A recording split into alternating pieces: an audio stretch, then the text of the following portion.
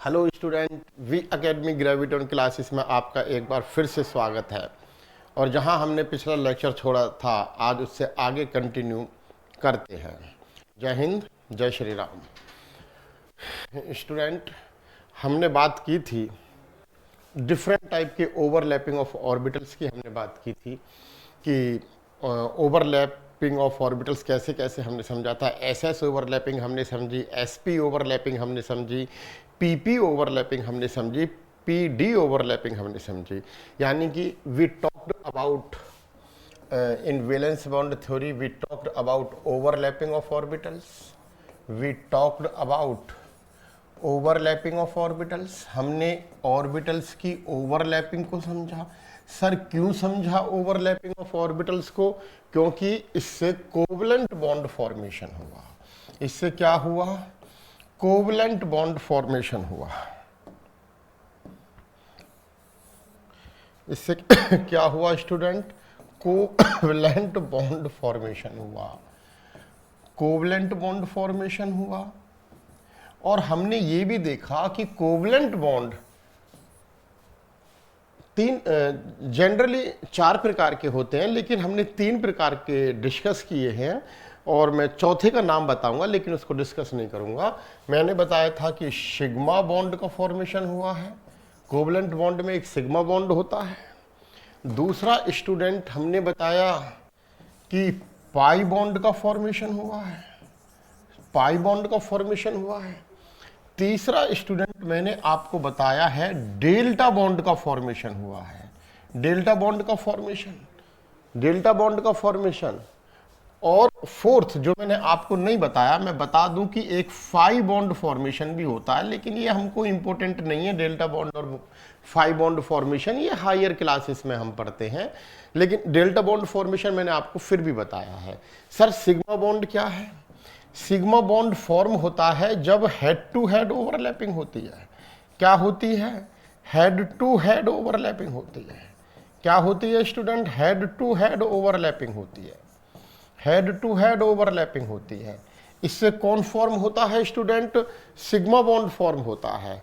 और ये सारे के सारे बॉन्ड जब फॉर्म होते हैं जब साइड वाइज ओवरलैपिंग होती है। क्या होती है? साइड वाइज ओवरलैपिंग होती है। क्या होती है स्टूडेंट? साइड वाइज ओवरलैपिंग होती है। साइड वाइज ओवरलैपिंग होती है। जब हम हेड टू हेड ओवरलैपिंग करते हैं तो सिग्मा बॉन्ड बनता है, और जब हम साइड वाइज ओवरलैपिंग करते हैं स्टूडेंट तो पाई बॉन्ड बनता है, डेल्टा बॉन्ड बनता है और फाई बॉन्ड बनता है। एंड यू वेल नो, मैंने ये भी डिस्कस किया है कि जो सिग्मा बॉन्ड है, जो सिग्मा बॉन्ड है वो वन लोब इंटरेक्शन है। क्या है? वन लोब इंटरेक्शन है। और ये जो पाई बॉन्ड है, पाई बॉन्ड मैंने बताया है आपको कि ये टू लोब इंटरेक्शन है। टू लोब इंटरेक्शन है। क्या है? टू लोब इंटरेक्शन है। और ये जो डेल्टा बॉन्ड है, डेल्टा बॉन्ड ये फोर लोब इंटरेक्शन है। फोर लोब इंटरेक्शन है। और स्टूडेंट अगर मैं फाई बॉन्ड की बात करूं, किसकी बात करूं? फाई बॉन्ड की। फाई बॉन्ड की बात करूं तो ये 6 लोब इंटरेक्शन है। 6 लोब इंटरेक्शन है। स्टूडेंट क्या है कि वीबीटी ओवरलैपिंग ऑफ ऑर्बिटल्स की बात करती है। ओवरलैपिंग ऑफ ऑर्बिटल्स से कोवलेंट बॉन्ड का फॉर्मेशन होता है।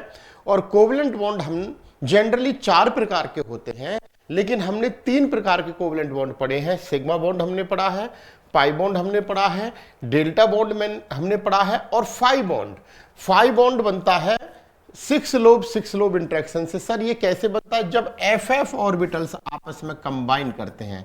एफ ऑर्बिटल्स की जो लोब है, एफ की 6 लोब, आप जानते हो कि एस 1 लोब ऑर्बिटल होता है, पी डंबल शेप का होता है, ये 2 लोब होती हैं इसमें, डी ऑर्बिटल में 4 लोब होती है, उसी प्रकार बच्चे एफ ऑर्बिटल में 6 लोब होती हैं। और जब 6 लोब इंटरेक्शन करता है तब हमको 5 बॉन्ड मिलता है। बट 5 बॉन्ड तो हमको बिल्कुल भी नहीं पढ़ना। डेल्टा बॉन्ड का बस मैंने एग्जाम्पल दिया है कि दो बना सकते हैं, 2 बना सकते हैं। अभी बताऊंगा कौन कौन बना सकते हैं। डी एक्स वाई बना सकते हैं, D X square minus Y square और D X square minus Y square बना सकते हैं। तो 4 प्रकार के कोवलेंट बॉन्ड होते हैं, sigma bond, pi bond, delta bond, phi bond. ये जो सिग्मा बॉन्ड होता है ये हेड टू हेड ओवरलैपिंग से होता है। बाकी के ये 3 bond, pi bond, phi bond और डेल्टा बॉन्ड, ये साइड वाइज ओवरलैपिंग से होते हैं, साइड वाइज ओवरलैपिंग से होते हैं। सिग्मा बॉन्ड 1 लोब का इंटरेक्शन है, पाई बॉन्ड 2 लोब इंटरेक्शन है, डेल्टा बॉन्ड 4 लोब इंटरेक्शन है और student phi bond 6 lobe interaction है। अब स्टूडेंट मैंने कहा था डेल्टा बॉन्ड के फॉर्मेशन की, तो देखिए delta bond is form only by dx square minus y square, dx square minus y square is formed by, ऐसे लिख लो, is formed by कैसे, जब dx square minus Y square plus dx square minus Y square और इनकी INA जब Z axis होती है, INA Z axis होती है, तो ये डेल्टा बॉन्ड का फॉर्मेशन करते हैं। किसका फॉर्मेशन करते हैं? डेल्टा बॉन्ड का फॉर्मेशन करते हैं। देखिए स्टूडेंट, यदि मान लीजिए कि मेरा ये x है और स्टूडेंट मेरा ये y है, तो ये एक्सियल ऑर्बिटल्स है, जनरली d के एक्सियल ऑर्बिटल्स है, तो ये ऐसे अगर ये पॉजिटिव है तो ये भी पॉजिटिव होगा क्योंकि ये जीरड होते हैं, ये निगेटिव तो ये भी निगेटिव होगा। तो मान लीजिए एक D X square minus Y square ये हो गया,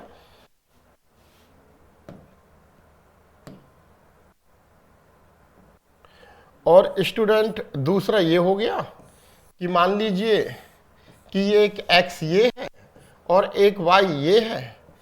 यहां पे मैंने स्टूडेंट ये बनाया, अगर ये पॉजिटिव है तो ये भी पॉजिटिव रहेगा और ये माइनस है तो ये भी माइनस रहेगा।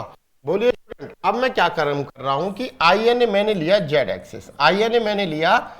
एक्सिस, यानी कि देखिए स्टूडेंट, अगर ये मेरा x एक्सिस है, ये मेरा x एक्सिस है, तो मैंने इसको y एक्सिस मान लिया है, तो z एक्सिस ये वाला होगा, z एक्सिस ये होगा। देखो ये हो गया x एक्सिस, ये हो गया y एक्सिस और स्टूडेंट ये हो गया z एक्सिस। क्या हो गया? z axis.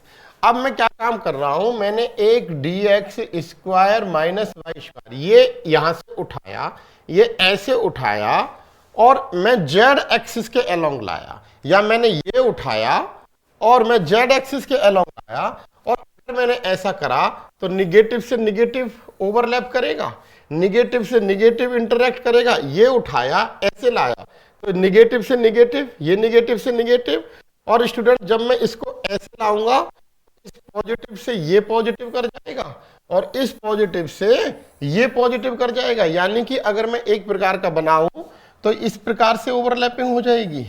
ये मान लीजिए ये है माइनस, ये क्या है स्टूडेंट? माइनस है। ये क्या है? माइनस। ये क्या है? माइनस। ये क्या है? प्लस। और ये क्या है स्टूडेंट? प्लस। और इसी के ऊपर आ जाएगा स्टूडेंट, बिल्कुल ओवरलैप कर जाएगा ये वाला। कैसा? ये वाला।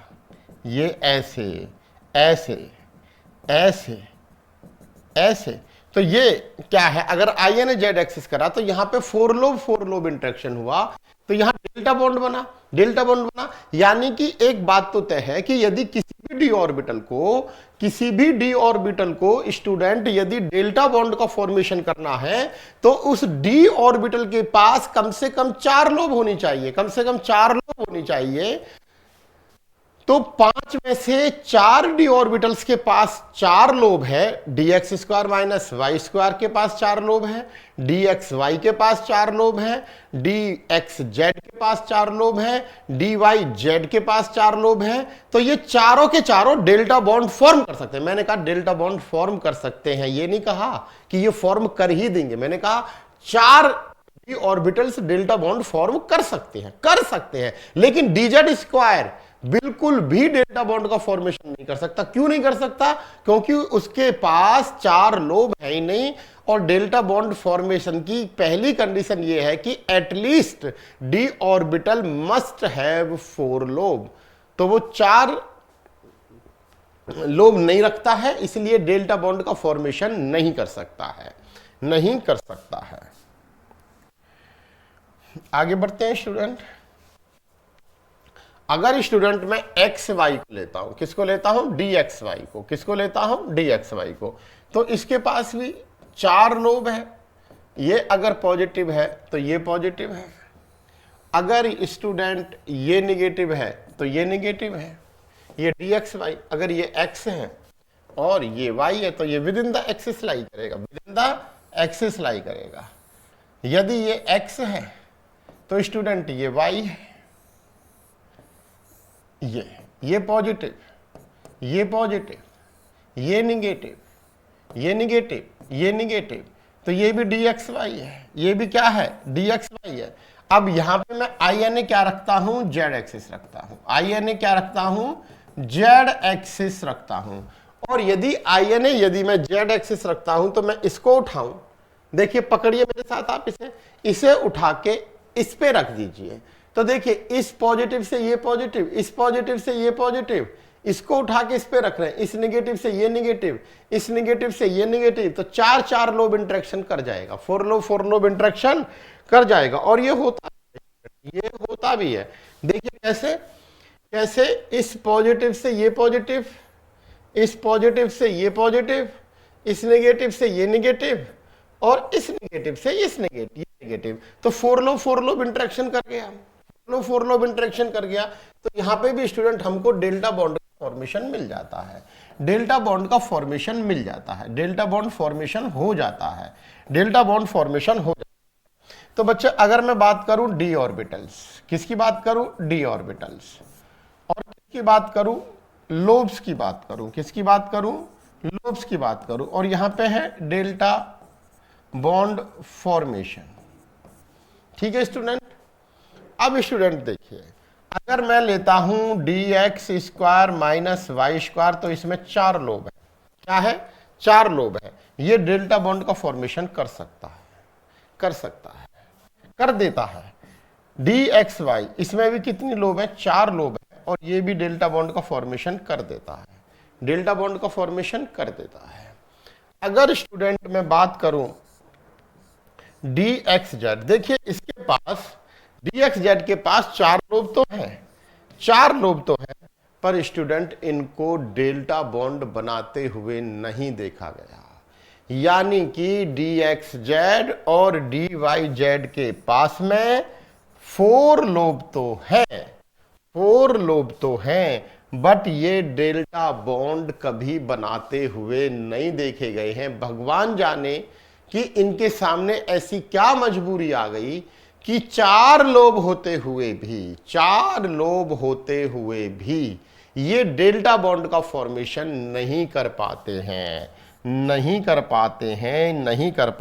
तो ना ये डेल्टा बॉन्ड का फॉर्मेशन करेगा, ना dyz डेल्टा बॉन्ड का फॉर्मेशन करेगा। डेल्टा बॉन्ड का फॉर्मेशन सिर्फ और सिर्फ dx square minus Y square और dxy 2 ही डी ऑर्बिटल करेंगे। तो ये डेल्टा बॉन्ड फॉर्मेशन भी मैंने आपको बताया था, और मैंने इन सब की क्या आपको स्ट्रेंथ भी बताई थी कि जो स्ट्रेंथ है वो कुछ इस प्रकार से है कि जो सिग्मा बॉन्ड वो सबसे ज्यादा स्ट्रॉन्ग है, क्योंकि उसमें हेड टू हेड ओवरलैपिंग हो रही है। उसमें क्या हो रही है? हेड टू हेड ओवरलैपिंग हो रही है। और उसके बाद है डेल्टा बॉन्ड, क्योंकि डेल्टा बॉन्ड क्या है? 4 लोब इंटरेक्शन। क्योंकि डेल्टा बॉन्ड क्या है स्टूडेंट? 4 लोब इंटरेक्शन है। क्या है स्टूडेंट? फोर लोब इंटरेक्शन है। और उसके बाद फिर मैंने बताया था डीडी ओवरलैपिंग यानी कि पाई बॉन्ड। मेरा कहने का मतलब है पाई बॉन्ड, मेरा कहने का मतलब है स्टूडेंट पाई बॉन्ड। उसके बाद सिग्मा बॉन्ड, डेल्टा बॉन्ड और फिर क्या, pi bond. Sigma bond, delta bond और फिर क्या, पाई बॉन्ड। और स्टूडेंट ये रही है, ये स्ट्रेंथ का ऑर्डर रहा है। और पाई बॉन्ड में भी क्या रहा है, मैंने कहा था पाई बॉन्ड में भी क्या रहा है, पाई बॉन्ड में भी क्या रहा है, जो डी ओवरलैपिंग है, जो डी ओवरलैपिंग है वो ओवरलैपिंग शो करेगा किससे, पी डी ओवरलैपिंग से। और पीडी ओवरलैपिंग से बेटर ओवरलैपिंग होगी वो पीडी ओवरलैपिंग बेटर ओवरलैपिंग होगी किससे, पीपी ओवरलैपिंग से। यदि मैं पाई बॉन्ड की बात करूं तो, किसकी बात करूं तो, पाई बॉन्ड की बात करूं तो। ये चर्चा हमने की है, इतनी चर्चा हमारी हुई है। ठीक है बच्चे, यानी कि मैं एक बार फिर से आपके सामने बात करूं तो हमने ओवरलैपिंग ऑफ ऑर्बिटल समझी है, ओवरलैपिंग ऑफ ऑर्बिटल समझी है, ओवरलैपिंग ऑफ ऑर्बिटल्स को हमने समझा है। क्यों समझा है, क्योंकि ये हमें कोवलेंट बॉन्ड बना के देते हैं। क्या बना के देते हैं, कोवलेंट बॉन्ड बना के देते हैं। तो यहां स्टूडेंट हमारे सामने आ सकता है हेड टू हेड, क्या आ सकता है स्टूडेंट हमारे सामने, हेड टू हेड आ सकता है। क्या आ सकता है, हेड टू हेड। और यहां पे आ सकता है हमारे सामने साइड वाइज ओवरलैपिंग। क्या आ सकता है स्टूडेंट, साइड वाइज ओवरलैपिंग हमारे सामने आ सकती है। क्या आ सकती है स्टूडेंट, साइड वाइज। और हेड टू हेड से हमें क्या बनेगा, हेड टू हेड से हमको क्या मिलने वाला है, सिग्मा बॉन्ड। क्या मिलने वाला है, सिग्मा बॉन्ड। और ये हेड टू हेड हमको दे कौन सकते हैं, ये हेड टू हेड हम कहां देख सकते हैं बच्चे, ये हेड टू हेड हम एस में देख सकते हैं। जैसे कि हमने फॉर्मेशन ऑफ H2 पढ़ा है, फॉर्मेशन ऑफ H2 पढ़ा है। ये हेड टू हेड हम SP में देख सकते हैं। जैसे कि हमने फॉर्मेशन ऑफ H2 पढ़ा है, हमने फॉर्मेशन ऑफ HF पढ़ा है, फॉर्मेशन ऑफ HF पढ़ा है। ये हेड टू हेड हम पी में देख सकते हैं। जैसा कि हमने फॉर्मेशन ऑफ F2 पढ़ा है, फॉर्मेशन ऑफ क्या पढ़ा है स्टूडेंट, F2 पढ़ा है। और स्टूडेंट ये हेड टू हेड ओवरलैपिंग हम PD में भी देख सकते हैं, इसके भी हम एग्जांपल आगे देखेंगे। और ये हम डी में भी देख सकते हैं, हेड टू हेड ओवरलैपिंग। तो सिग्मा बॉन्ड का फॉर्मेशन SS ओवरलैपिंग से भी हो सकता है, SP ओवरलैपिंग से भी हो सकता है, PP ओवरलैपिंग से भी हो सकता है, PD ओवरलैपिंग से भी हो सकता है, DD ओवरलैपिंग से भी हो सकता है। और मैं बता रहा हूं कि ये हाइब्रिड ऑर्बिटल से भी हो सकता है। क्या, हाइब्रिड ऑर्बिटल जब आपस में कंबाइंड करते हैं तो वो हमेशा स्टूडेंट हाइब्रिड ऑर्बिटल की किसी के भी साथ हो, हाइब्रिड ऑर्बिटल की चाहे हाइब्रिड ऑर्बिटल के साथ हो या हाइब्रिड ऑर्बिटल की किसी भी एटॉमिक ऑर्बिटल के साथ हो, तो वह जब भी फॉर्म करेगा सिग्मा बॉन्ड ही फॉर्म करेगा। हाइब्रिडाइजेशन में हम ये देखेंगे, hybrid orbital never form pi bond, it always form sigma bond. इसीलिए जो हाइब्रिड बॉन्ड होते हैं वो स्टूडेंट क्या होते हैं, स्ट्रॉन्ग होते हैं। क्या होते हैं स्टूडेंट, स्ट्रॉन्ग होते हैं। तो ये कहानी थी हेड टू हेड ओवरलैपिंग की, ये कहानी थी student head to head overlapping की। और हेड टू हेड ओवरलैपिंग से हमको क्या मिला है, सिग्मा बॉन्ड। और वो कहानी है साइड वाइज ओवरलैपिंग की। तो साइड वाइज ओवरलैपिंग को भी देख लेते हैं student. Side wise overlapping, side wise overlapping student, अगर हम साइड वाइज ओवरलैपिंग की यदि बात करते हैं तो साइड वाइज ओवरलैपिंग मैंने बताया था आपको, ये टू टू लोब इंटरेक्शन कर सकती है साइड वाइज ओवरलैपिंग, और ये स्टूडेंट फोर लोब इंटरेक्शन कर सकती है side wise overlapping, four lobes interaction कर सकती है ये साइड वाइज ओवरलैपिंग, और स्टूडेंट ये सिक्स लोब इंटरेक्शन कर सकती है side wise overlapping. Six lobes interaction कर सकती है side wise overlapping. Student two lobe interaction करेंगे तो यहां पे हमको पाई बॉन्ड मिलेगा। क्या मिलेगा स्टूडेंट? हमको पाई बॉन्ड मिलेगा। और फोर लोब इंटरेक्शन करेंगे तो हमको यहाँ पे क्या मिलेगा? डेल्टा बॉन्ड मिलेगा। और सिक्स लोब, और ये डेल्टा बॉन्ड कौन बनाएगा? आप जानते हो डी ओवरलैपिंग। सर मैंने बता दिया dx square minus Y square और dx square minus Y square dxy plus dxy की ओवरलैपिंग। और स्टूडेंट ये सिक्स लोब इंटरेक्शन ये हमको 5 बॉन्ड बनाएगा। क्या बनाएगा? 5 बॉन्ड। और ये f ऑर्बिटल की इंटरेक्शन से बनेगा। किससे बनेगा स्टूडेंट? f ऑर्बिटल की इंटरेक्शन से बनेगा। और पाई बॉन्ड क्या हो सकता है? Pi bond student pp overlapping से बन सकता है, pd ओवरलैपिंग से बन सकता है, और dd ओवरलैपिंग से बन सकता है। और मैंने बताया था कि इनमें सबसे ज्यादा स्ट्रॉन्ग ओवरलैपिंग कौन सी होती है? इन तीनों में मैंने कहा था dd ओवरलैपिंग ज्यादा बेटर होती है, फिर pd ओवरलैपिंग होती है, और उसके बाद में सबसे लीस्ट होती है pp ओवरलैपिंग। ये बात भी हमने डिस्कस कर ली है। तो ये कहानी थी साइड वाइज ओवरलैपिंग की। ये कहानी थी स्टूडेंट साइड वाइज ओवरलैपिंग की। आज स्टूडेंट हम जो समझने जा रहे हैं, आज हम बात करेंगे मिक्सिंग ऑफ एटॉमिक ऑर्बिटल्स की। किसकी बात करेंगे student? Mixing of atomic orbitals की बात करेंगे। अब हम आगे जो डिस्कस करने वाले हैं मिक्सिंग ऑफ एटॉमिक ऑर्बिटल्स की बात करेंगे। किसकी बात करेंगे student? Mixing of atomic orbitals. We will talk about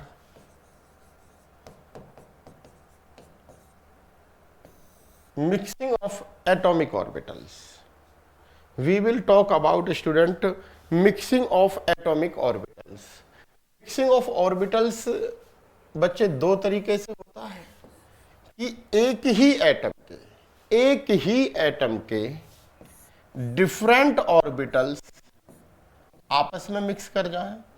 एक ही एटम के डिफरेंट ऑर्बिटल्स, एक 2s और 2p, ये आपस में मिक्स कर जाएं।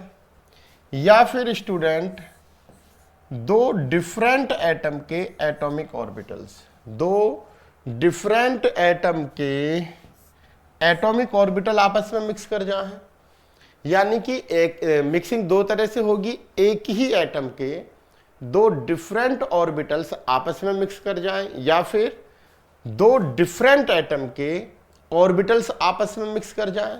जब एक ही एटम के दो डिफरेंट ऑर्बिटल्स, एक ही एटम के जब डिफरेंट ऑर्बिटल्स मिक्स करते हैं तो उनमें एनर्जी गैप होता है, यानी कि उनकी एनर्जी सेम नहीं होती। लेकिन जब दो डिफरेंट एटम के एटॉमिक ऑर्बिटल्स मिक्स करते हैं, वो हम देखते हैं कि उनकी एनर्जी लगभग सेम होती है, अप्रोक्सीमेटली क्या होती है? सेम होती है। तो जब एक ही एटम के, मान लो कोई एटम A है और उसी के पास 2s ऑर्बिटल है, कोई एटम A है और उसी के पास में कोई एटम A है और उसी के पास में 2s है और 2p है, और उसी के ऑर्बिटल आपस में मिक्स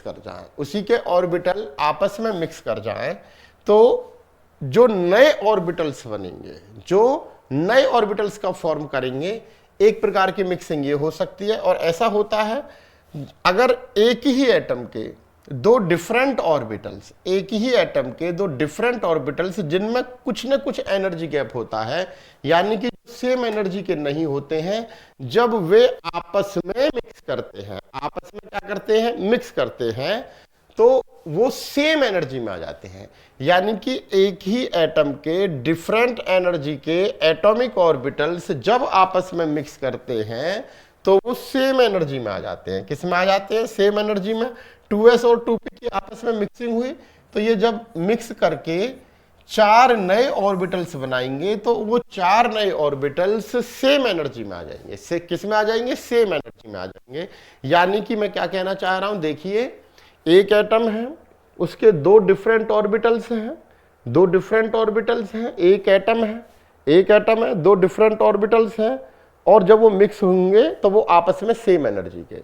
एक ही एटम के डिफरेंट ऑर्बिटल मिक्स हुए तो मिक्स होने के बाद आपस में सेम एनर्जी के आ गए। आपस में क्या आ गए? सेम एनर्जी के। इस केसेस में इस कुछ की एनर्जी बढ़ती है और कुछ ऑर्बिटल्स की एनर्जी घटती है। लेकिन एक प्रकार की मिक्सिंग ये होती है कि जब 2 डिफरेंट एटम हो, उनके ऑर्बिटल सेम एनर्जी के आए।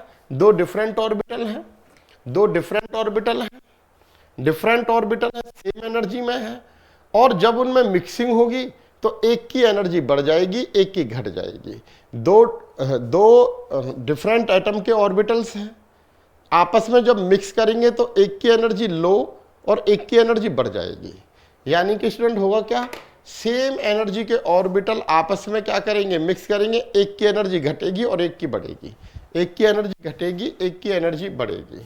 यानी कि यहाँ पे एक की एनर्जी घट गई और एक की एनर्जी बढ़ गई। जिसकी एनर्जी घट गई हम इसको बोलते हैं बॉन्डिंग मॉलिक्यूलर ऑर्बिटल, और जिसकी एनर्जी बढ़ गई इनको हम बोलते हैं एंटी बॉन्डिंग मॉलिक्यूलर ऑर्बिटल। क्या बोलते हैं? Anti bonding molecular orbital. ये सब हम पढ़ेंगे स्टूडेंट मॉलिक्यूलर ऑर्बिटल थ्योरी के अंदर। किसके अंदर पढ़ेंगे? एमओटी के अंदर पढ़ेंगे, मॉलिक्यूलर ऑर्बिटल थ्योरी के अंदर पढ़ेंगे। और स्टूडेंट ये सब जो मिक्सिंग होती है ये हम पढ़ते हैं किसके अंदर? हाइब्रिडाइजेशन के अंदर। किसके अंदर पढ़ते हैं स्टूडेंट? हाइब्रिडाइजेशन के अंदर।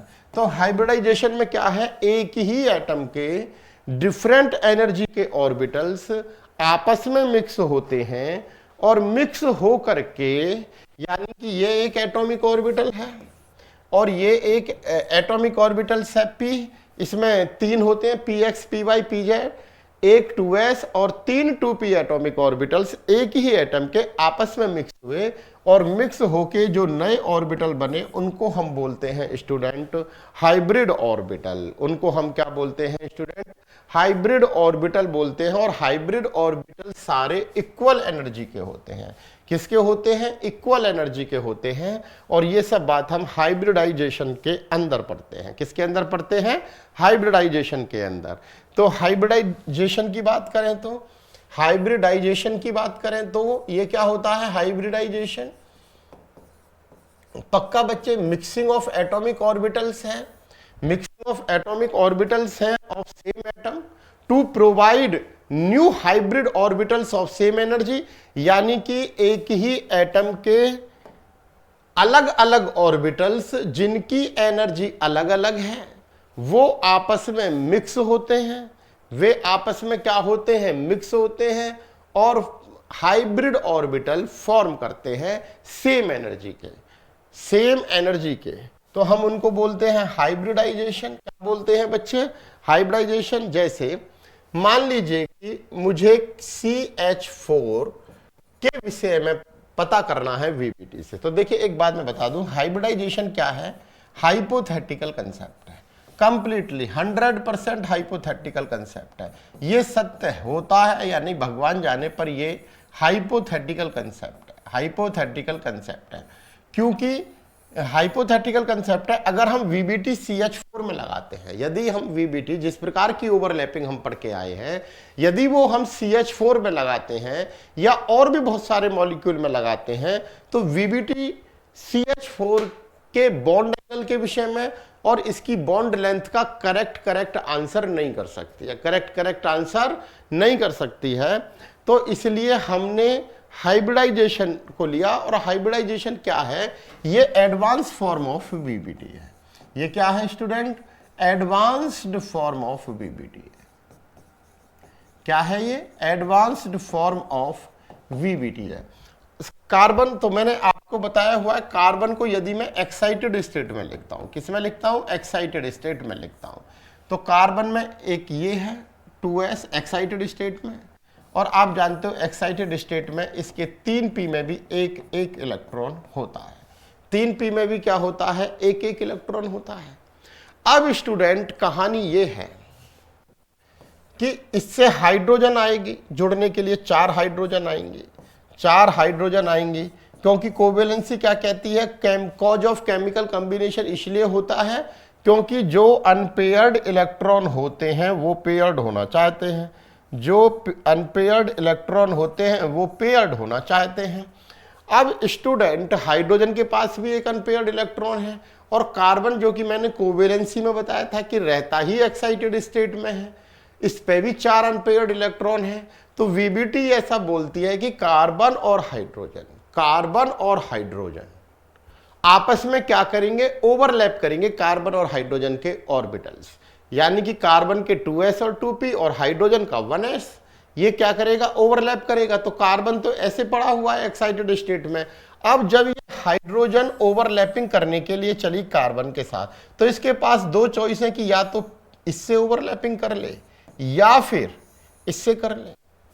भाई हाइड्रोजन का ये किस में होता है, 1s में होता है, तो इस 1s के पास में 2 चॉइस हैं, या तो 2p से ओवरलैपिंग कर ले या 2s से ओवरलैपिंग कर ले, या तो 2s से ओवरलैपिंग कर ले या 2p से ओवरलैपिंग कर ले। अब स्टूडेंट, हाइड्रोजन किससे ओवरलैपिंग करेगा, इसमें s से ओवरलैपिंग करेगा या p से ओवरलैपिंग करेगा, यानी कि हाइड्रोजन का जो ऑर्बिटल सिलेक्शन है वो किस प्रकार का होगा। तो बच्चे, ओवरलैपिंग के लिए फॉर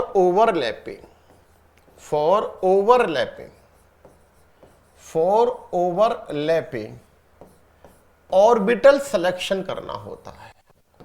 हमको क्या करना होता है बच्चे, ऑर्बिटल का सिलेक्शन करना होता है। और जब भी हाइड्रोजन या कोई भी एलिमेंट जब ऑर्बिटल का सिलेक्शन करेगा कि वो 2s के साथ में ओवरलैपिंग करे या 2p के साथ में ओवरलैपिंग करे, तो वह ऑर्बिटल सिलेक्शन स्टूडेंट 2 बातों पर डिपेंड करेगा। 2 बातों पर डिपेंड करेगा बच्चे, मैं गजब की, एक तो डिपेंड करेगा कि जिससे वह कंबाइन कर रहा है उस ऑर्बिटल की साइज क्या है, उस ऑर्बिटल की क्या साइज क्या है, उस ऑर्बिटल की स्टूडेंट एनर्जी क्या है, और जो दूसरी बात है वो डिपेंड करेगा कि उस ऑर्बिटल की शेप क्या है, उस ऑर्बिटल की शेप क्या है, यानी कि डायरेक्शनल क्या है, यानी कि उसका डायरेक्शनल है या नहीं, उसके डायरेक्शनल नेचर पे डिपेंड करेगा। यानी कि यदि मान लीजिए यहाँ पे हाइड्रोजन को सिलेक्शन करना है कि वो 2s के साथ में ओवरलैपिंग करे या 2p के साथ में ओवरलैपिंग करे, तो स्टूडेंट हाइड्रोजन अपनी बेटर ओवरलैपिंग करना चाहेगा।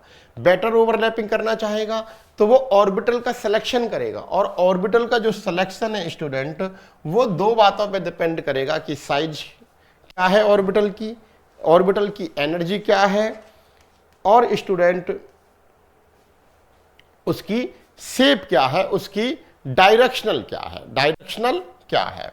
तो बात करते हैं बच्चे, यानी कि अगर मैं ऑर्बिटल सिलेक्शन की बात करूं, किसकी बात करूं स्टूडेंट, ऑर्बिटल सिलेक्शन की बात करूं, किसकी बात करूं मैं बच्चे, ऑर्बिटल सिलेक्शन की बात करूं, तो ये 2 बातों पे डिपेंड करेगी कि क्या साइज क्या है, यानी कि ऑर्बिटल की एनर्जी क्या है, बहुत अच्छे, साइज क्या है, ऑर्बिटल की एनर्जी क्या है, और दूसरा ऑर्बिटल की शेप क्या है। शेप से मेरा मतलब है बच्चे डायरेक्शनल से है। किससे है स्टूडेंट, डायरेक्शनल से है। किससे है, डायरेक्शनल से है। अब देखिए स्टूडेंट क्या होगा, अगर मान लीजिए कि ये H है, ये बेचारा 1s है, ये बेचारा 1s है, और ये जिससे ओवरलैपिंग करना चाहता है ये S, उसकी साइज ये हो सकती है, उसकी साइज ये हो सकती है, उसकी साइज ये हो सकती है।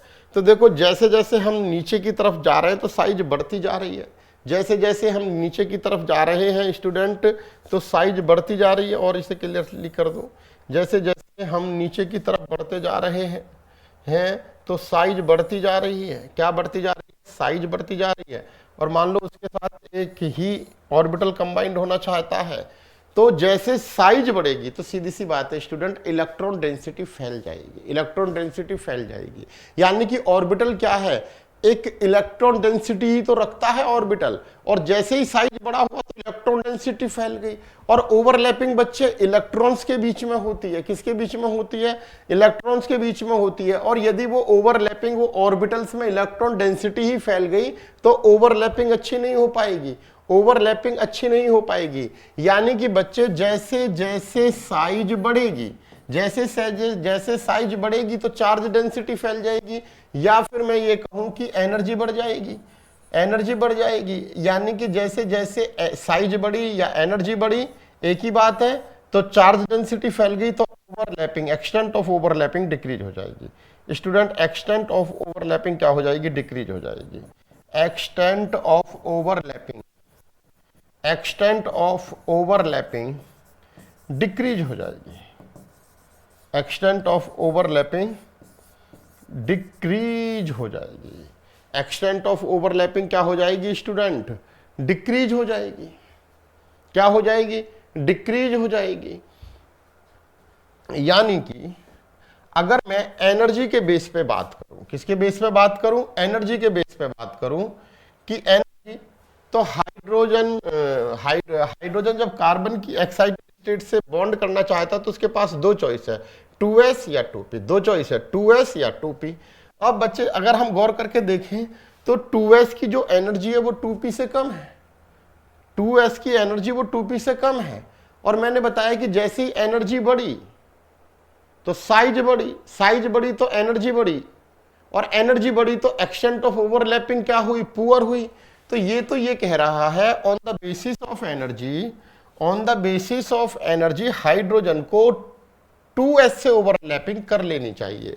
यानी कि हाइड्रोजन को 2s से ओवरलैपिंग कर लेनी चाहिए। क्यों कर लेनी चाहिए? क्योंकि 2s की जो ओवरलैपिंग है वो बेटर ओवरलैपिंग होगी 2p से। देखिए, ऐसा on the basis of energy हम कह रहे हैं, on the basis of energy ऐसा हम कह रहे हैं, on the basis of energy ऐसा हम कह रहे हैं, on the basis of energy, on the basis of energy ये कंक्लूजन निकल के आया है कि 2s के साथ में हाइड्रोजन को ओवरलैप कर लेना चाहिए कि 2s की ओवरलैपिंग 2p से बेहतर होगी on the basis of energy. ये है या नहीं, ये तो अभी हम शेप से समझेंगे, डायरेक्शनल से समझेंगे कि डायरेक्शनल तुम अपना व्यू दो एनर्जी के बेसिस पे, on the basis of energy. क्योंकि जैसे ही एनर्जी बढ़ी एक्सटेंट ऑफ ओवरलैपिंग क्या हो जाएगी? डिक्रीज हो जाएगी। तो उसके बेस पे हम कह सकते हैं कि जो 2s की जो ओवरलैपिंग है वो 2p से बेहतर होगी। पर ये केवल और केवल on the basis of energy है। बेटर ओवरलैपिंग 2s की होगी या 2p की होगी ये तो हम बाद में डिसाइड करेंगे। पहले शेप और डायरेक्शन को भी देख लेते हैं। किसको देख लेते हैं स्टूडेंट? शेप और डायरेक्शन को। एक बार मैं फिर कह रहा हूं, मैं अभी बता देता हूं, ये 2s की ओवरलैपिंग 2p से बेटर नहीं होती है, नहीं होती है। लेकिन on the basis of energy अभी ऐसा ही लग रहा है, ऐसा ही लग रहा है। अब हम बात करते हैं शेप और डायरेक्शनल की। किसकी बात करते हैं? ये on the basis of energy है बच्चे। एक बार फिर बता रहा हूं student, 2s is showing better overlapping than 2p, it is only on the basis of energy।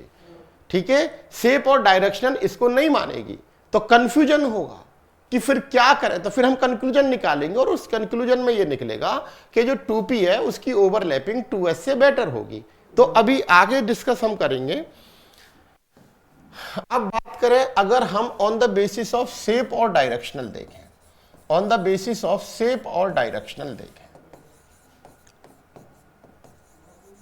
On the basis of shape और डायरेक्शनल देखें तो स्टूडेंट देखिए, मान लीजिए कि ये एक s ऑर्बिटल है, ये एक क्या है? s ऑर्बिटल है, और ये s ऑर्बिटल किसी दूसरे s ऑर्बिटल से क्या कर रहा है? कंबाइन कर रहा है। मान लो हाइड्रोजन का 1s है और कार्बन का 2s है, ये ओवरलैप कर रहे हैं। तो स्टूडेंट ये नॉन डायरेक्शनल होते हैं। क्या होते हैं? नॉन डायरेक्शनल होते हैं। s ऑर्बिटल नॉन डायरेक्शनल होते हैं। कैसे होते हैं? नॉन डायरेक्शनल होते हैं। तो ये जनरली पुअर ओवरलैपिंग शो करते हैं, पुअर ओवरलैपिंग शो करते हैं। सर कैसे कैसे, जरा समझाइए इस बात को। बच्चे देखिए, आप ऐसे समझो कि इस s ऑर्बिटल को आप 4 भागों में डिवाइड कर लो, 4 भागों में डिवाइड कर लो।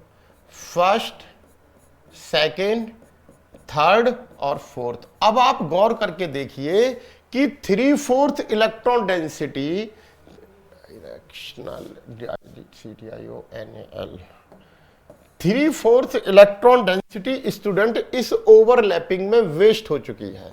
3/4 इलेक्ट्रॉन डेंसिटी अगर मैं इसे एक एस ऑर्बिटल को 4 रीजन में डिवाइड करता हूं तो आप गौर करके देख लीजिए कि ये 3/4 इलेक्ट्रॉन डेंसिटी क्या हो चुकी है, वेस्ट हो चुकी है। 3/4 electron density is not taking part in overlapping, is not taking part in overlapping.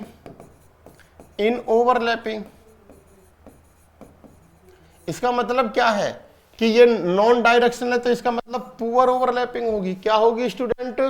Poor overlapping होगी। और अगर मान लीजिए कि इसी 1s ऑर्बिटल को किसी p ऑर्बिटल के साथ में ओवरलैप करना पड़े, किसी p ऑर्बिटल के साथ में ओवरलैप करना पड़े, किसी p ऑर्बिटल के साथ में ओवरलैप करना पड़े, किसी p ऑर्बिटल के साथ में इस 1s ऑर्बिटल को ओवरलैप करे, तो यहां पे स्टूडेंट अगर इसको मैं देखूं तो सारी इलेक्ट्रॉन डेंसिटी एक ही डायरेक्शन में है, एक ही डायरेक्शन में। यहां तो ऊपर भी है, इधर भी है, इधर भी है, इधर भी है, उधर भी है, लेकिन यहां सारी की सारी इलेक्ट्रॉन डेंसिटी एक ही डायरेक्शन में है, एक ही डायरेक्शन में है।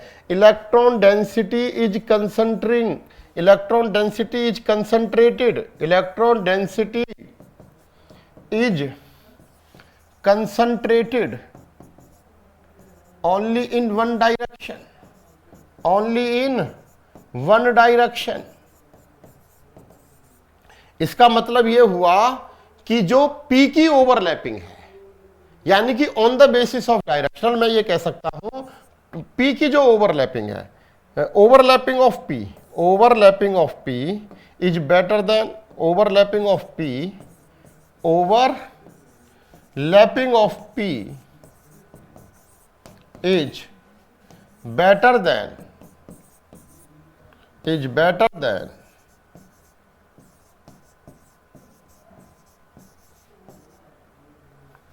is better than overlapping of s orbital। इसका मतलब ये हुआ जो ओवरलैपिंग ऑफ P है, ये ओवरलैपिंग ऑफ s ऑर्बिटल से क्या है? बेटर है। क्या है? बेटर है। तो स्टूडेंट जरा देखिए एनर्जी क्या कह रही है। एनर्जी ये कह रही है कि 2s की ओवरलैपिंग 2p से बेहतर है। और डायरेक्शनल क्या कह रही है? डायरेक्शनल ये कह रही है कि भैया 2p की ओवरलैपिंग बेटर है 2s की ओवरलैपिंग से। अब क्या करें? अब तो हाइड्रोजन फंस गया, क्योंकि उसको मीथेन बनाना है। क्या बनाना है स्टूडेंट? मीथेन बनाना है। क्या बनाना है स्टूडेंट? मीथेन फॉर्म करना है।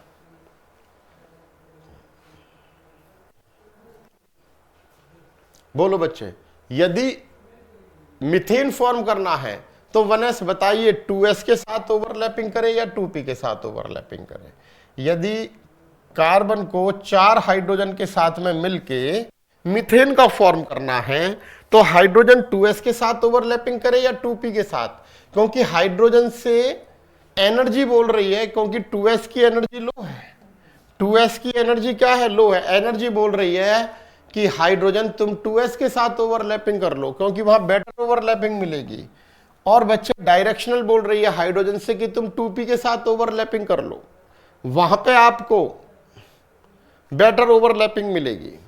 तो बेटर ओवरलैपिंग को हम अब क्या करें? हाइड्रोजन तो फंस गया, एनर्जी बोल रही है कि 2s से ओवरलैपिंग कर लो, डायरेक्शनल बोल रहा है, शेप बोल रहा है कि 2p से कर लो। अब हाइड्रोजन तो फंस गया, अब क्या करें? तो ओवरलैपिंग के लिए बच्चे हमें कुछ और भी बातें चेक करनी है, कुछ और भी बातें चेक करनी है। देखते हैं क्या करें। तो स्टूडेंट हमको देखना है एनर्जी, हमको देखना है एनर्जी, और दूसरा देखना है स्टूडेंट शेप, दूसरा देखना है स्टूडेंट शेप।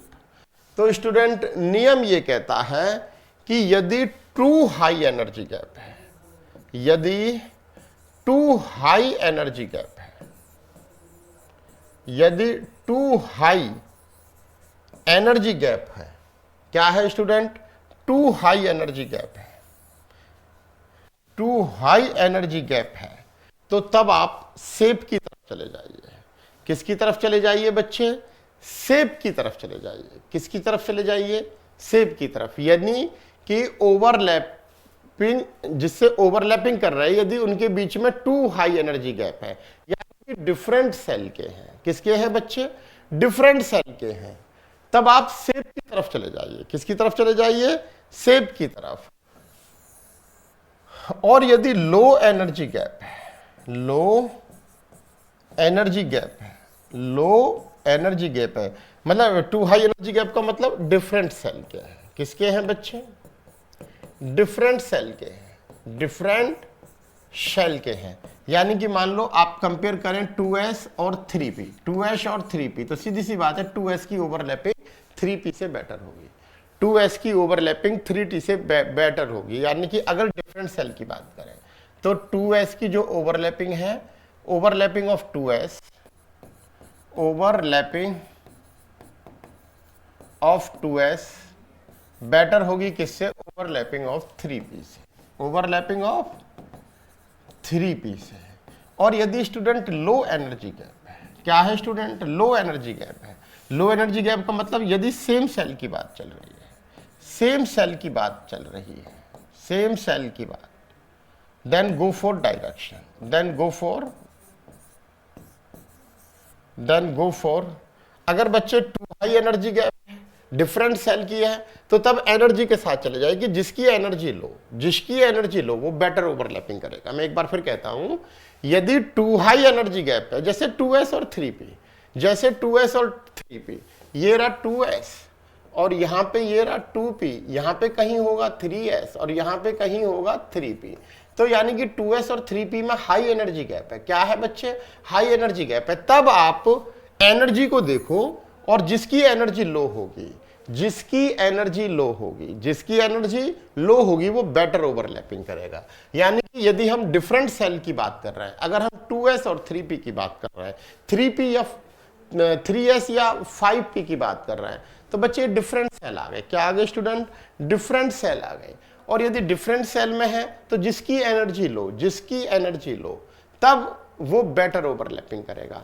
और यदि हम शेप की बात करें, किसकी बात करें स्टूडेंट? शेप की बात करें, तो हम लो एनर्जी गैप देख सकते हैं। क्या देख सकते हैं स्टूडेंट? लो एनर्जी गैप। यानी कि सेम सेल, यदि सेम सेल की बात आए, किसकी बात आए? सेम सेल की बात आए। सेम सेल का मतलब यदि 2s और 2p की बात आए, तो इनमें क्योंकि लो एनर्जी गैप है, 2s और 2p में देखिए लो एनर्जी गैप है, ये गैप जो है लो एनर्जी गैप है। क्या है स्टूडेंट? लो एनर्जी गैप है। यदि लो एनर्जी गैप है, then go with shape, then go with shape. यानी कि कहने का मतलब ये है कि शेप मतलब डायरेक्शनल, यानी कि 2p की जो ओवरलैपिंग है वो बेटर होगी 2s की ओवरलैपिंग से। यानी कि अगर डिफरेंट सेल के ऑर्बिटल्स हैं, तब लो एनर्जी को, जिसकी लो एनर्जी होगी वो बेटर ओवरलैपिंग करेगा, वो बेटर ओवरलैपिंग करेगा। और स्टूडेंट यदि सेम सेल के हैं, किसके हैं? सेम सेल के हैं, तो जिसमें डायरेक्शनल होगा वो बेटर ओवरलैपिंग करेगा। वो क्या करेगा स्टूडेंट? बेटर ओवरलैपिंग करेगा। फॉर एग्जांपल मैं आपसे कहूं कि अमंग द ऑर्बिटल्स, क्वेश्चन एक मैं कहूं among the orbitals, among the given overlapping, given overlapping which will show better overlapping, which will show better overlapping, which will show better overlapping। मान लीजिए स्टूडेंट आपके सामने आ जाए 2s और 2s की ओवरलैपिंग, और आ जाए स्टूडेंट 2p की ओवरलैपिंग, तो बच्चे मैंने कहा साइज ये कहती है, एनर्जी ये कहती है कि s बेटर ओवरलैपिंग करेगा, डायरेक्शनल ये कहती है कि PP बेटर ओवरलैपिंग करेगा। तो अब देखिए 2s और 2p में जो एनर्जी गैप है वो लो है, सेम सेल है, सेम सेल है, तो सीधी सी बात है student 2p overlapping, 2p overlapping is better, 2p overlapping is better. यानी कि यदि हम सेम सेल में बात करें तो we will go with directional.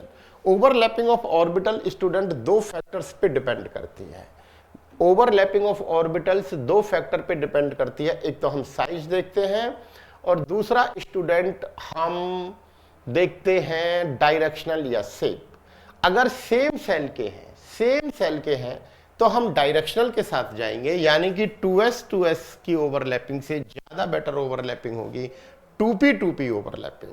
और यदि डिफरेंट सेल के आ जाएं, किसके आ जाएं बच्चे, डिफरेंट सेल के आ जाएं, तो जिसकी एनर्जी लो है वो बेटर ओवरलैपिंग होगी। जैसे अगर मैं आपसे कहूं कि इसमें बताइए, एक है 1s ओवरलैपिंग और दूसरी है 2s ओवरलैपिंग और 2p ओवरलैपिंग, तो इनमें सबसे बेस्ट ओवरलैपिंग कौन सी है? तो स्टूडेंट ये 1s ओवरलैपिंग, क्योंकि ये लो एनर्जी है, इनकी एनर्जी क्या है, लो है, तो ये 2p ओवरलैपिंग से भी बेटर है। क्यों है बेटर?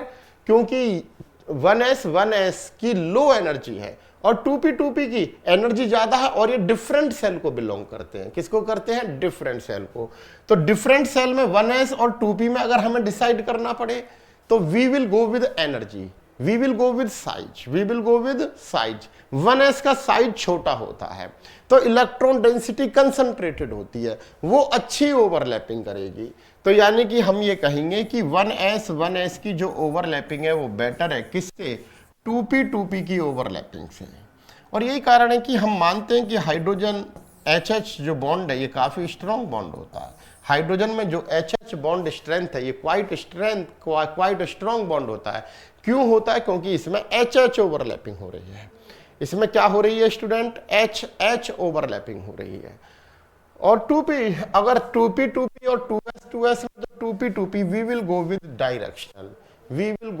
डायरेक्शनल, यानी कि 2p ओवरलैपिंग बेटर ओवरलैपिंग हो जाएगी 2s ओवरलैपिंग से।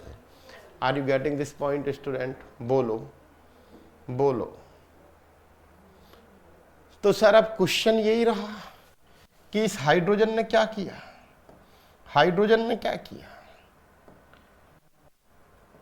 हम तो फॉर्मेशन ऑफ मीथेन समझ रहे थे।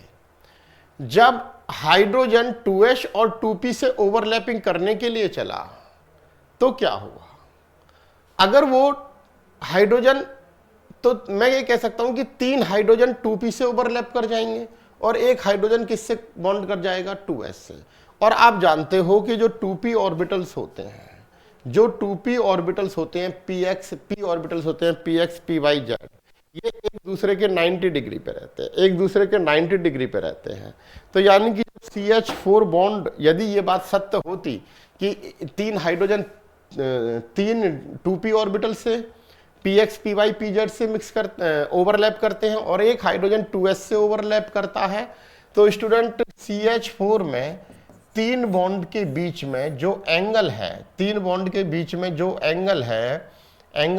वो 90 डिग्री होना चाहिए था। वो कितना होना चाहिए था? 90 डिग्री। यानी कि एक हाइड्रोजन ऐसे, एक हाइड्रोजन ऐसे और एक ऐसे, और एक चौथा एंगल कहीं भी हो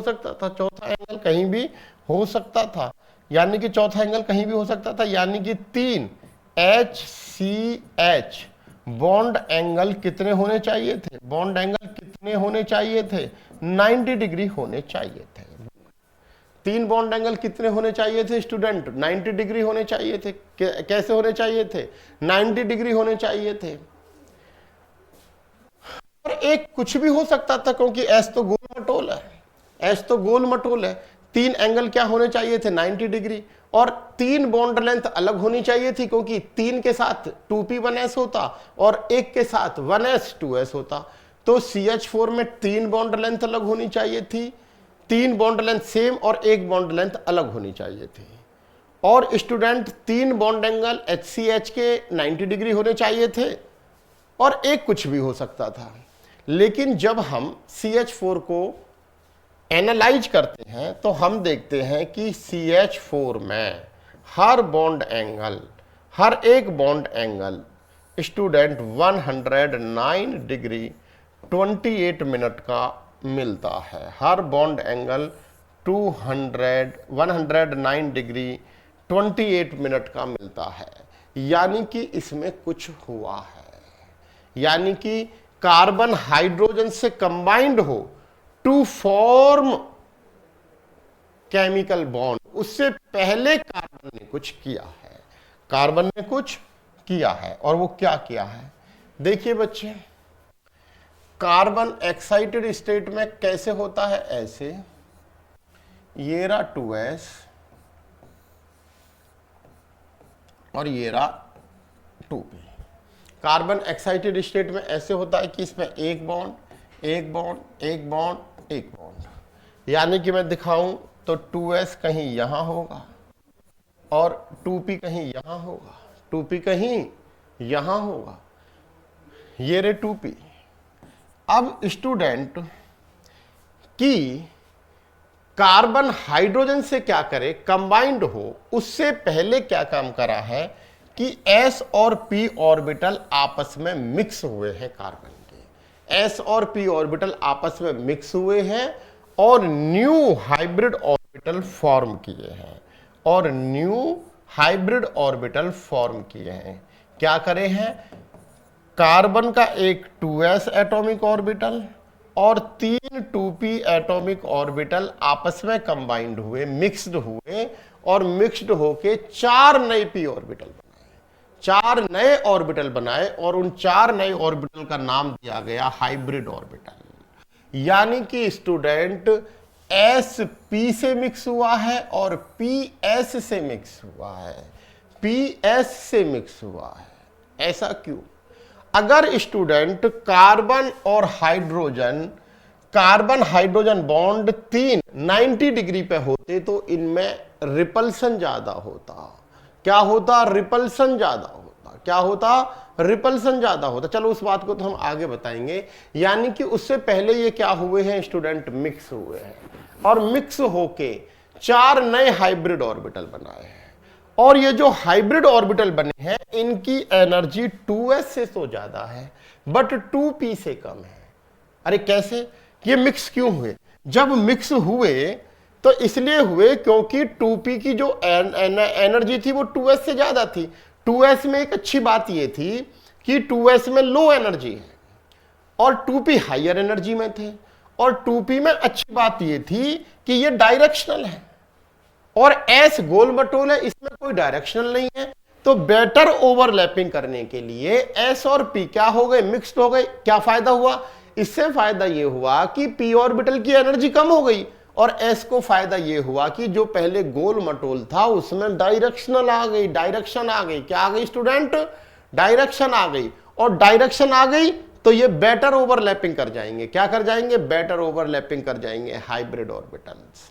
यानी कि जो हाइब्रिड ऑर्बिटल होते हैं ये हाइब्रिड ऑर्बिटल, ये एक s और 3 p मिले तो हम इनका नाम देंगे sp3।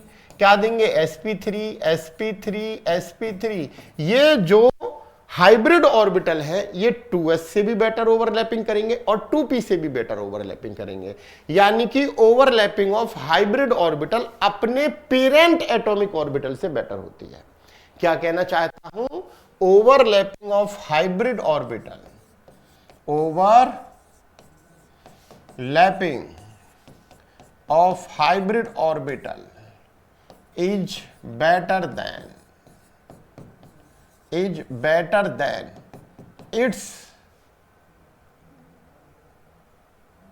better than its parent atomic orbitals overlapping.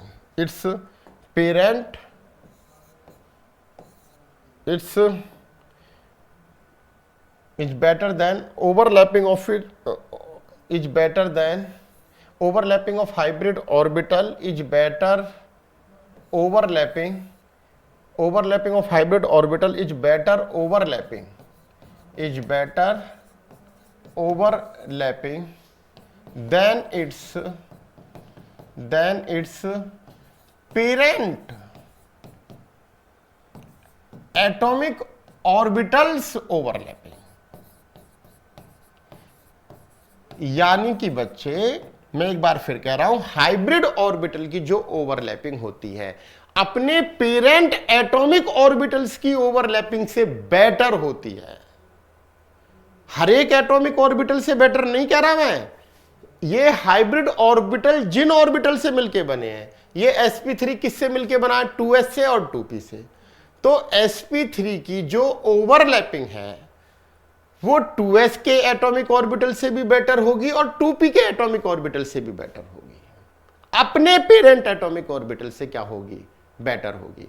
और ये ओवरलैपिंग हुई कैसे है, देखो आप जानते हो, आप अच्छे से जानते हो कि जो s ऑर्बिटल होता है स्टूडेंट, वो गोल मटोल ऐसे होता है, कैसे होता है, ऐसे होता है। और जो p ऑर्बिटल होता है वो कुछ ऐसे होता है, प्लस नेगेटिव। और जब ये आपस में ओवरलैप करे होंगे तो p में क्या आ गया होगा, s कैरेक्टर, और s में क्या आ गया होगा, p कैरेक्टर, क्योंकि यहां पे क्या रहा होगा, कंस्ट्रक्टिव इंटरफेरेंस, यहां पे क्या रहा है, डिस्ट्रक्टिव इंटरफेरेंस, क्या रहा है, डिस्ट्रक्टिव इंटरफेरेंस। तो यहां पे यानी कि इस p में s ऑर्बिटल आ गया है, क्या आ गया, p में s ऑर्बिटल आ गया है, तो ये जो दुबला पतला p ऑर्बिटल था ये एकदम से मोटा ऐसे बन जाएगा, पॉजिटिव और ये नेगेटिव। हाइब्रिड ऑर्बिटल कुछ ऐसे बनेंगे। और ये चारों हाइब्रिड ऑर्बिटल स्टूडेंट, ये चारों हाइब्रिड ऑर्बिटल ऐसे ही हैं, ये चारों हाइब्रिड ऑर्बिटल ऐसे ही है, इनमें डायरेक्शन आ गई है और इनकी एनर्जी भी लो हो गई है, यानी कि s ऑर्बिटल खत्म, p ऑर्बिटल खत्म, मिलके एक नए हाइब्रिड ऑर्बिटल आ गए।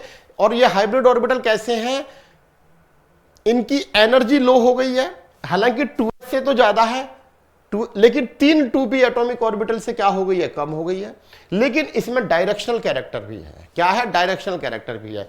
s की अच्छी बात क्या थी, एनर्जी कम थी, जो अच्छी बात थी, लेकिन डायरेक्शनल कैरेक्टर नहीं था, ये बुरी बात थी। p के साथ क्या थी, डायरेक्शन तो थी लेकिन एनर्जी में हाइयर थे। लेकिन जब ये मिक्स हुए तो इनमें हाइब्रिड ऑर्बिटल में एनर्जी भी कम हो गई इनकी, और स्टूडेंट इनमें डायरेक्शनल कैरेक्टर भी आ गया, डायरेक्शनल कैरेक्टर भी आ गया। और ये जो हाइब्रिड ऑर्बिटल है 2s और 2p दोनों से बेटर ओवरलैपिंग करेंगे। अगर मैं बात करूं कि मान लो कोई sp3 हाइब्रिड ऑर्बिटल 2s और 2p से मिलके बना है, तो ये जो sp3 की जो ओवरलैपिंग है, sp3 की जो ओवरलैपिंग है ये बेटर है किससे, 2s से, बेटर है किससे,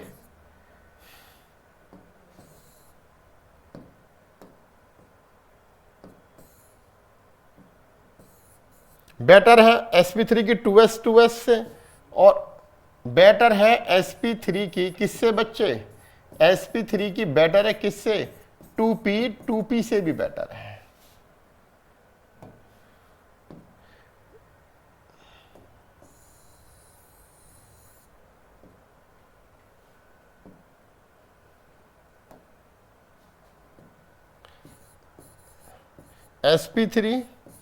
sp3 ओवरलैपिंग बेटर है किससे स्टूडेंट, 2p से भी बेटर ओवरलैपिंग है, 2p से भी क्या है, बेटर ओवरलैपिंग है।